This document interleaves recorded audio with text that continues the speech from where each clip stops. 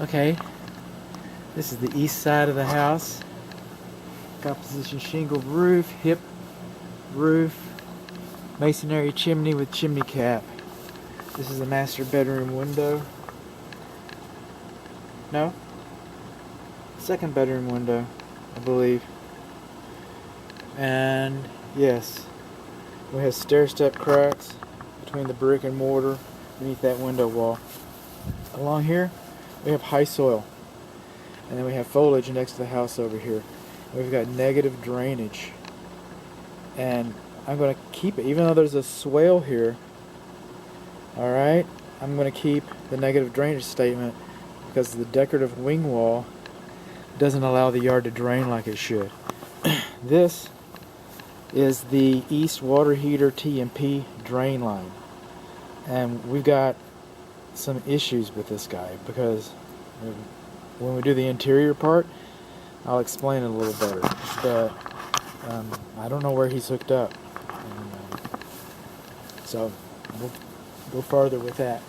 This is the Jack and Jill bathroom, excuse me. These are stair-step cracks between the brick and mortar.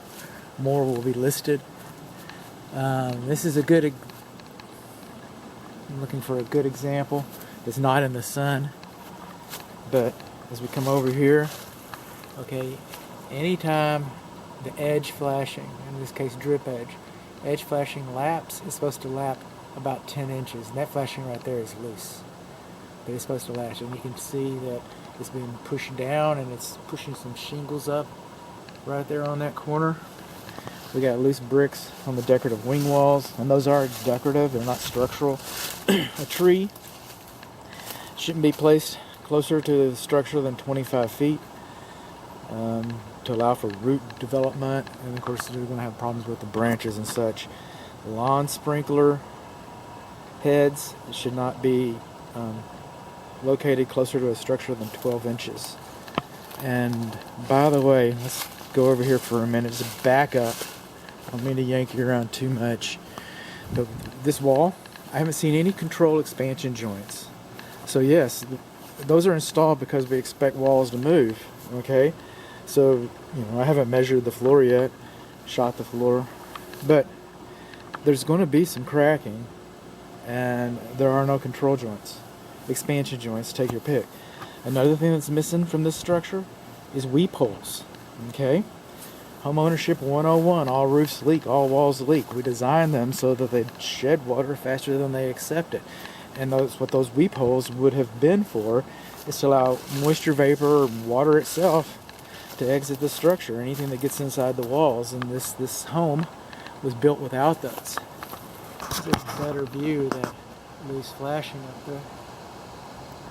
There we go. Alright.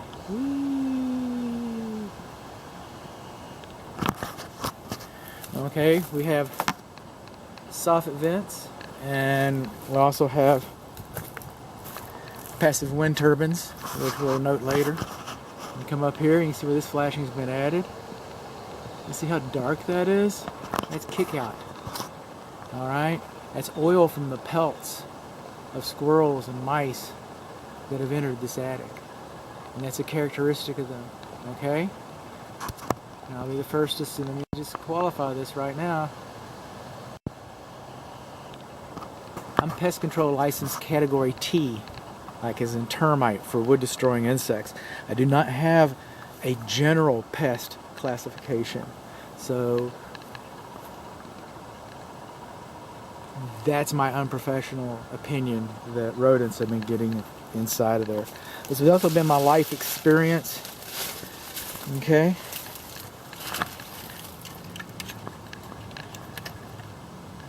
No GFCI in the front yard. This front faucet here is leaking. Alright, and it doesn't have a vacuum breaker. We've got debris and high soil in the flower bed. Vinyl, double pane vinyl frame windows. Exterior light fixtures like this. Okay, they should be sealed. Alright, to help moisture from getting into the structure. Trees too close again. Sprinkler heads are too close again. Spray heads. No GFCI in the front again. Tree way too close again. And these receptacles, okay? These electric receptacles outside, they should have bubble covers. We've got level grading and drainage across the front of the house. This is the lawn sprinkler check valve, okay? I don't know if you can get a good picture of that, but what we don't have is this handle right here. Okay, shuts off the water to the lawn sprinkler system. Allows it to bleed out, but there should be a check valve. There should be a water stop on this side of the check valve. Okay, the meter side. So you have the isolation valves to service it. That's so you can bleed the system.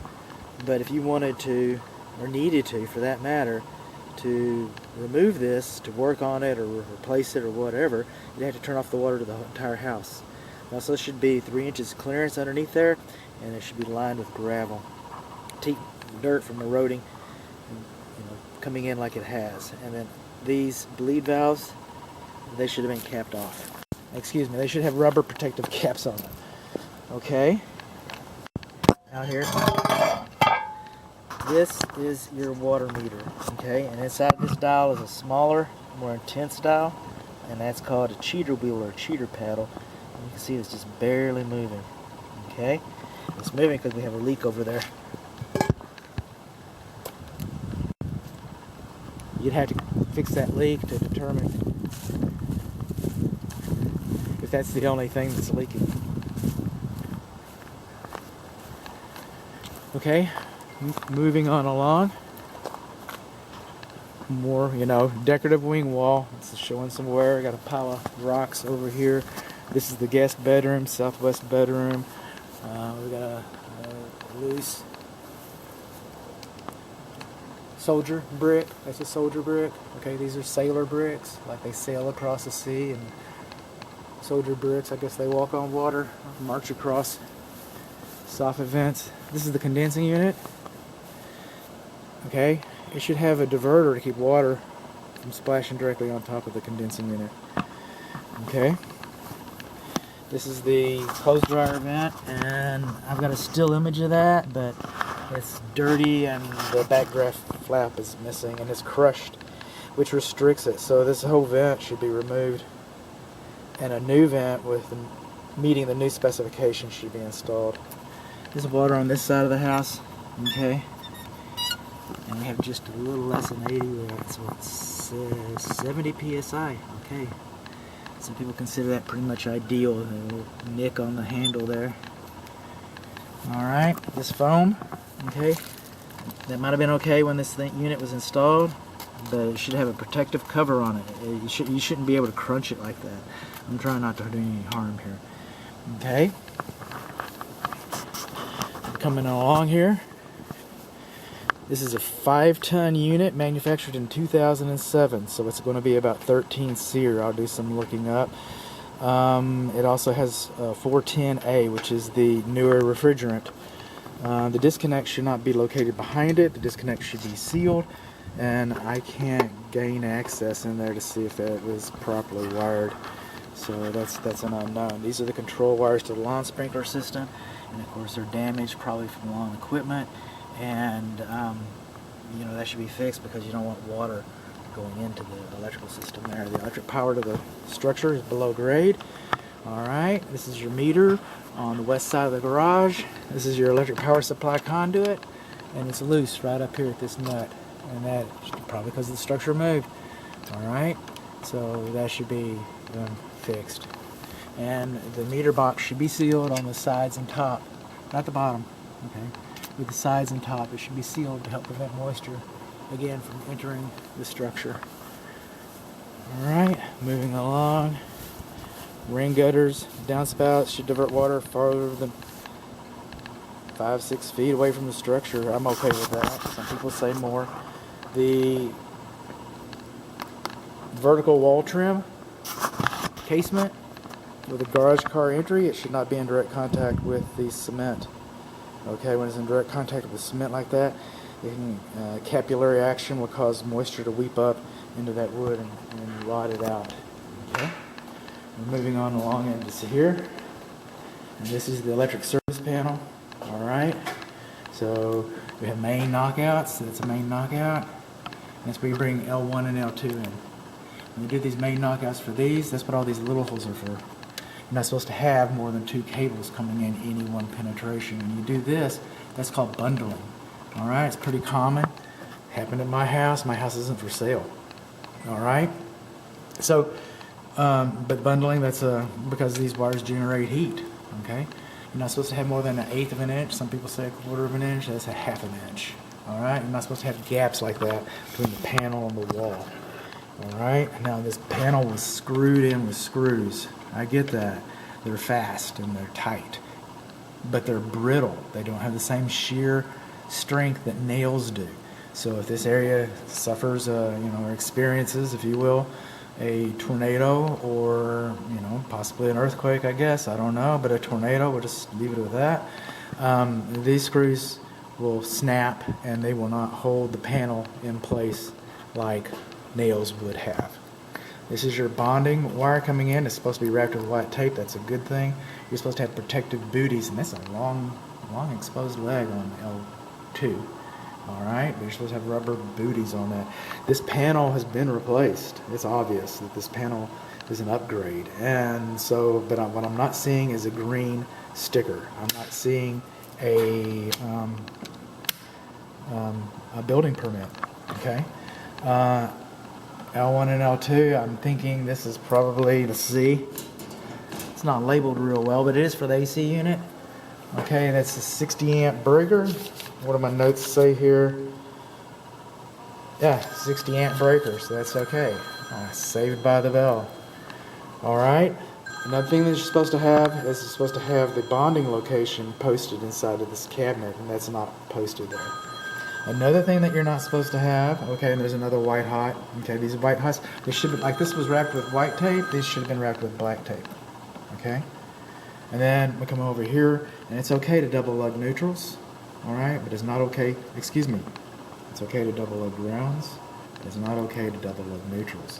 And everywhere they twisted these neutrals together, they should have been in a separate lug, one screw for one wire. If it's a hot wire or a neutral wire, it's one screw for one wire. Unless it was designed for it. But this wasn't designed for it. There's another double lug neutral right there. Okay, moving on along. Lawn sprinkler system, we do not have instructions. We do not have the zones are not listed. We do have a warning notice. That's a good thing. Posted next to the door opener control switch, which is lower than 5 feet. I am not a tall man. All right. So this is supposed to be no closer to the floor or the threshold than 5 feet, so that it keeps little hands from messing with that. The door into the house, that's hollow core. It's a hollow core door, and it's not self-closing. So this door is not rated for fire safety, okay? And it doesn't have a self-closer as well. This is the temperature pressure relief valve. We talked about the other one. This is the west water heater. The TP drain line drains directly into the garage. We have some more drill holes. Okay, it's been treated pretty well, pretty thoroughly. This is a gray. Okay, this water heater was 2013. It's 7 years old, 50 gallons. This connector was not legal 7 years ago. It was not legal 7 years ago. Electronic ignition. We do not have an expansion tank. Okay, the piping to the water heater should have been insulated. The temperature pressure relief valve should have been insulated, and it should have discharged to the exterior.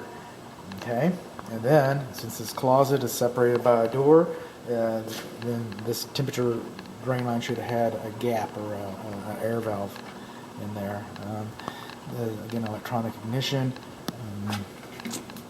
The ceiling, okay, we used to require screens on the ceilings, and now we require that the makeup air vents do not have screens on them, so it no longer meets it. That also tells me another reason why I suspect that this was not permitted. It doesn't have a safety pan. There's a care and use manual that's present, but it doesn't have a safety pan. It discharges in the wrong place. All right, and the screen is missing up here. So I'm really thinking that there was, I can't imagine that a code inspector would have put a green tag on this. But it's just I don't know. They can do what they want. They have that much power, so it might have happened. But I'm seeing a lot of things. That little wire right there, this little wire, it's some kind of crazy little ground. All right, that's not bonding for your electrical system, but they grounded something. And we got some corrosion right up there on the water supply valve. So there's some corrosion there. We're missing some insulation. I don't want to keep repeating myself. This gray stuff needs to go. You don't have a sediment trap for the gas line going to the water heater. Okay, moving on along. Let's just try this while we're at it. Okay, no power there.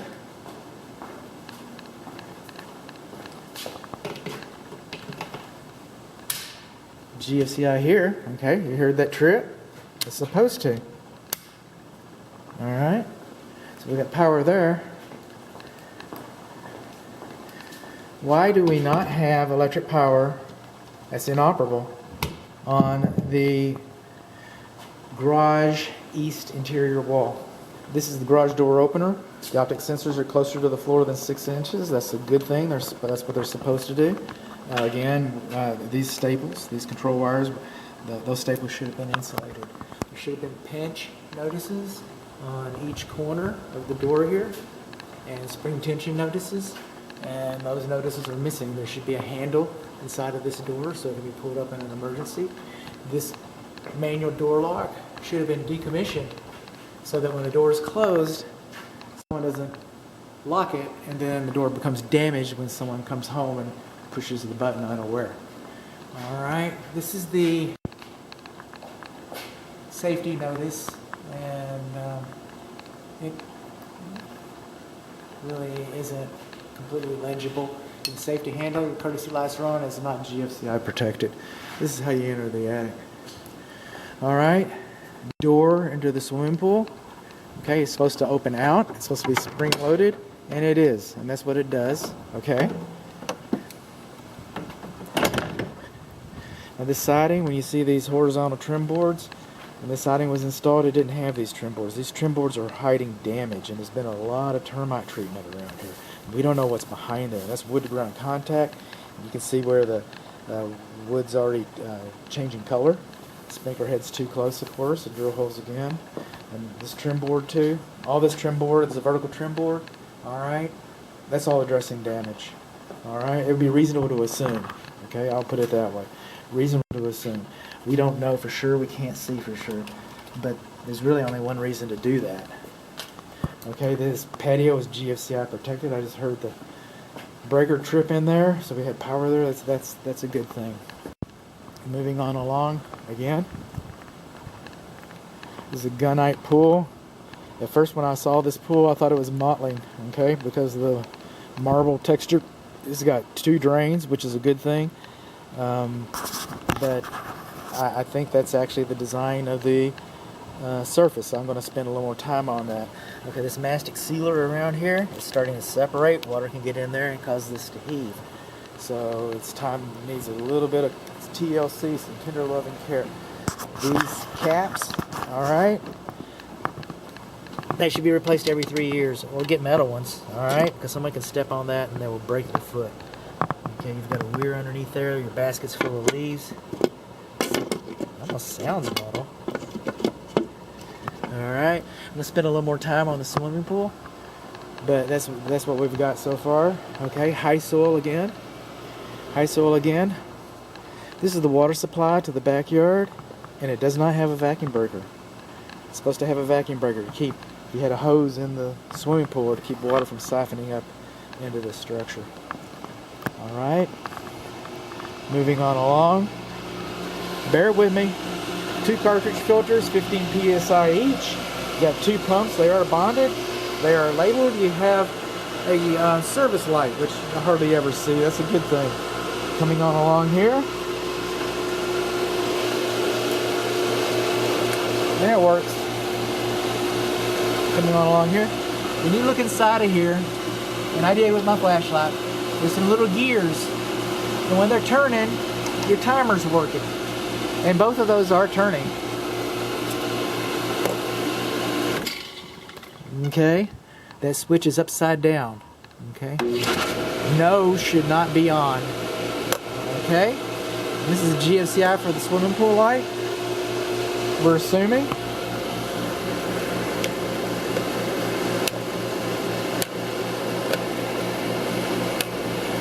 Let's see what I can do about getting a swimming pool light going on in there. This is where the gas enters the house.